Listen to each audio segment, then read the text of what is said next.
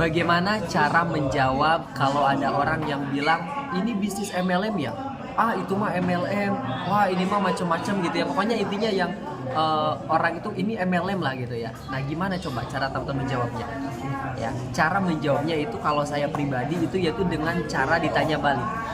MLM itu apa ya? Ini cara saya pribadi. Ya ataupun bisnis MLM itu seperti apa ya? Ya, ataupun saya tanyanya biasanya gini juga, saya bisa seperti ini juga. Masnya pernah join bisnis MLM ya? Ataupun banyak pernah join bisnis MLM ya? Nah kalau misalkan dia pernah join bisnis MLM, biasanya saya tahu kalau menurut masnya bisnis MLM itu seperti apa ya. Jadi biarkan dia menjelaskan ya versi dia, ya biarkan dia menjelaskan menurut sudut pandang dia. Biasanya kan orang yang negatif MLM kan ya otomatis dia pastinya negatif dengan mungkin karena dulunya pernah ada rasa trauma.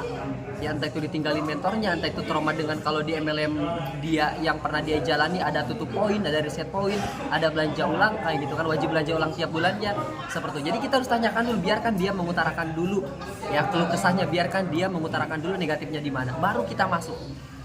Ya baru kita masuk. Sebenarnya kan yang terpenting teman-teman percaya diri. Ketika ada orang yang tanya bisnis MLM, ini MLM ya kita nggak perlu ngedon. Kadang kan kita bukan MLM, ataupun kadang kita berdebat ini mau bukan MLM macam-macam gitu.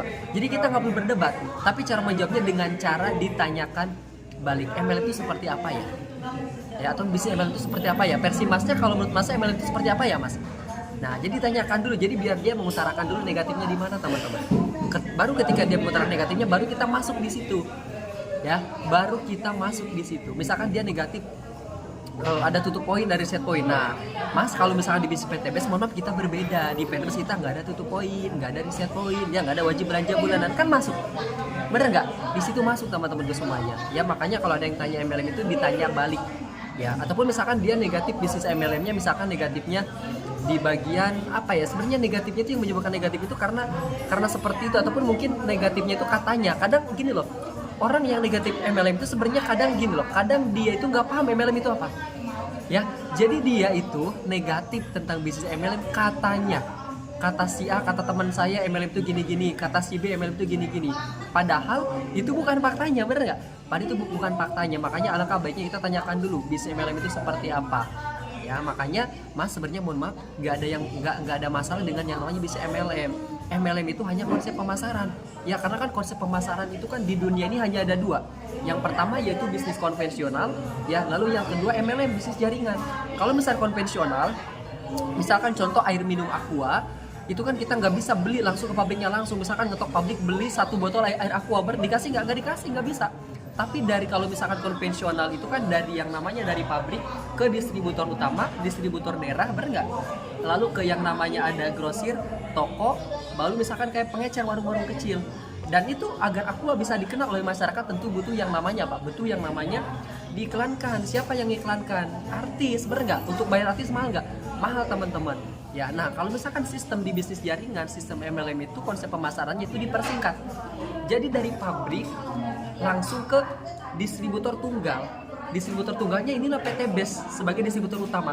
Dari PTBS langsung ke mitra-mitranya. Jadi mitra-mitra itu kita sebagai konsumen teman-teman. Nah, kenapa PTBS bisa membayar bonus besar kepada para mitra-mitranya? Karena di PTBS, produk PTBS nggak diiklankan sama artis, tapi diiklankan sama kita sebagai para mitra-mitranya. Paham nggak teman-teman? Ya, diiklankan sama kita sebagai para mitra-mitra. Jadi teman-teman mitra PTBS ini harus paham bahwa kita itu adalah artis PTBS, kita yang akan mempromosikan, yang akan mengiklankan produk-produk PTBS. Kalau tadi di bisnis konvensional yang jadi artis dibayar mahal nggak? Dibayar mahal, dapat bonus besar, bener nggak?